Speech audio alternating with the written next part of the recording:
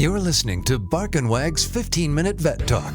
Each week, your host, Polly Requa, interviews veterinarians and individuals in the pet industry from across the nation answering pet questions. Bark and Wag podcast is produced weekly for your enjoyment, and show notes can be found at barkandwag.com under the podcast tab. That's BARKNWAG.com. Please remember to subscribe to Bark and Wag 15-Minute Vet Talk. Welcome to Bark and Wag 15-Minute Vet Talk. I'm your host, Polly Requa.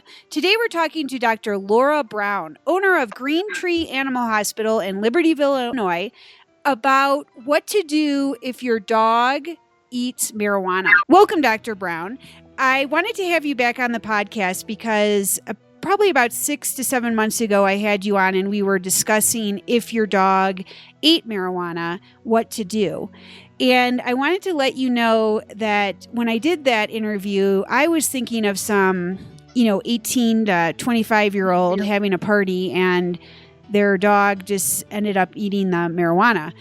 Well, what happened to us is we were on a hike and Maddie, our black lab, ate marijuana. And you didn't know it, right? Like you didn't know it. So what happened was we got home from the walk because Amanda, my daughter, had soccer. And so we were in this kind of remote parking lot. And we got home around 7 o'clock and she was super agitated. She was on the couch, off the couch, on the couch. So I let her out and just still not really right. So we went to bed and the next morning at about 6 a.m, she fell off the bed. And I thought, oh my gosh, she's had a stroke. So I got her down the stairs and outside and her tail was underneath her legs. And I thought, I wasn't quite sure what was wrong with her. So I called our vet at like 7 a.m. and just left a message saying, I think something's severely wrong with Maddie and I dropped the girls off at school at 7:15. I'll be in your parking lot at 7:30. So the vet met Maddie and I in the parking lot and she'd gone to the bathroom all in the back of the car. And urinated? She urinated or defecated? Just wheedled. But so she helped me get her into the exam room. And then she came, but I was in the waiting room and she came back out and she said, your dog is so stoned. Wait, could she walk out of your car to the office or did you guys have to carry her? She was walking, but her eyes were all, now I look back. So, of course, I said, well, it wasn't mine. Right. And but you do live in Colorado. Yeah, exactly. So it could have been, okay. But anyway, so it turns out, then they tested her for antifreeze. Right. Just to make sure, because we were in a Breckenridge overnight parking lot. And the vet was saying that this happens all the time, that dogs will eat feces. People will drop brownies out of the car or gummies so I just wanted to have you back on because one of the signs she told me was that the dogs have no feeling, from in their back end. And so that's why they go to the bathroom. Right. And I think that there was a fine line of, I don't know how people could tell unless you saw the dog ate the marijuana on whether or not, not to make that decision not to go to the vet, because if she had antifreeze, she would have been dead. Right. I think in that situation, you had no choice. Right. Because you didn't see her eat it. I think you guys have a unique situation in Colorado because it is legal there, for it to be more available and out and about and people aren't hiding it like they do in Illinois because it is still illegal here. Obviously, the most common sign, they act stoned. So they're pretty dopey, sleepy, maybe eyes dilated, and they do leak urine. Like they have no control of their bladder. So that's a very common side effect. The weird thing for me on you guys was her agitation when you got home. Like, I don't know why, being stoned doesn't usually make them agitated. But, maybe in the beginning she just felt weird and then she went to sleep. And like, what time do you think she ate the marijuana? Like, well, she was off leash from, 4:30, whatever soccer was, 4:30 to 6:30. So 6:30 latest, you guys got home. And what time did she go to, did you think she was being agitated like right away or 3 hours? Probably like 8 o'clock, 8 or 9. Yeah. And then I went to bed at 10. And she was good to go to bed, easy peasy, went to bed like regular. Yeah. Yeah. And I slept really good. So you're like 12 hours later or better when you noticed something was wrong with her. Right.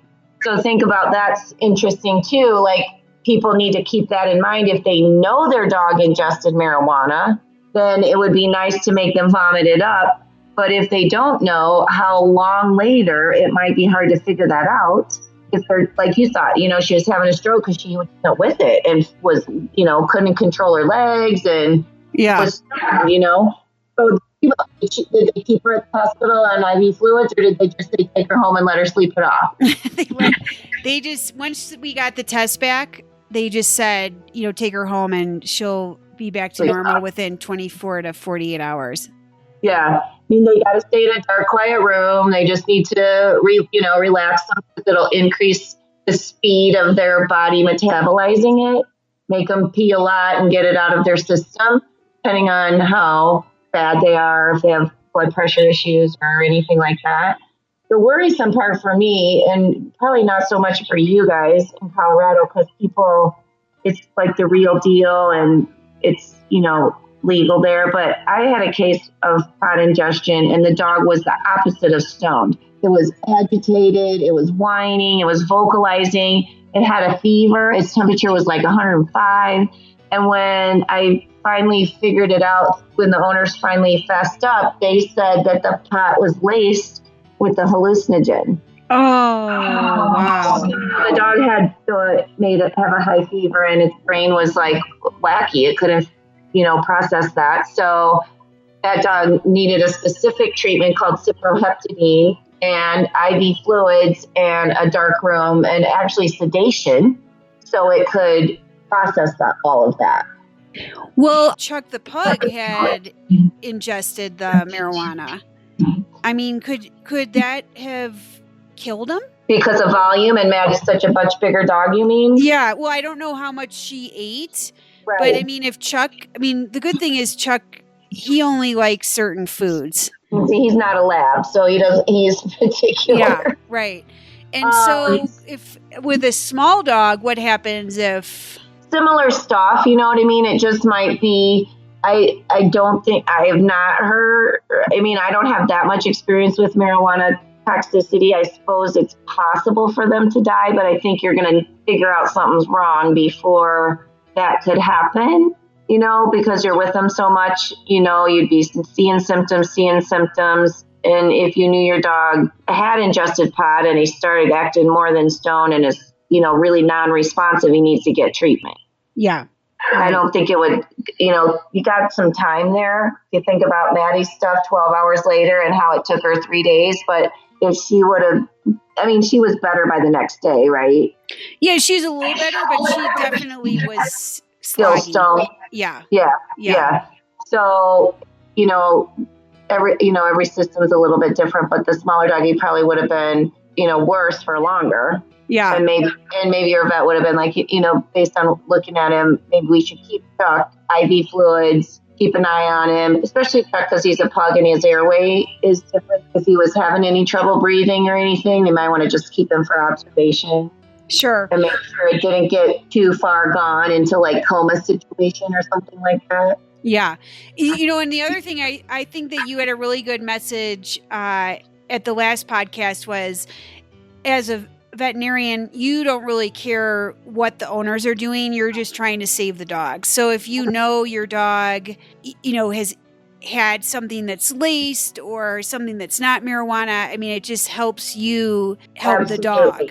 Yeah. And we never, I don't know that I speak for every veterinarian, but I would never call the police on someone if they if their dog accidentally got into something they shouldn't have, unless it was intentional and I had means that people were maybe trying to abuse the dog. I do think Sure. there are some people out there that might think it's funny to watch that, but it doesn't happen that much. And maybe if I was an emergency vet and was, in the middle of the night hours, I would see more, but I don't see it very often here. I'm never, people are embarrassed to tell you that has happened, but it's much better to be honest for your dog's sake than it is to risk not telling and making us guess. We have to figure it out. It's hard enough to figure it out as it is now because the dogs don't talk to us and we rely on the owners for all the history is so important. So to withhold information makes it really hard for us to figure it out and bad prognosis for your dog.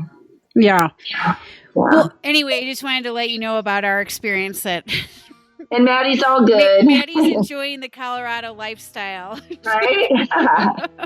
Well, they say Illinois is thinking about legalizing it here too. And a little side note, there are some holistic vets that are maybe already using marijuana for dogs for treatment of chronic pain and seizures maybe. So there probably will come down the road some medical treatment. Marijuana will probably be used in animals like it is in people for certain medical conditions.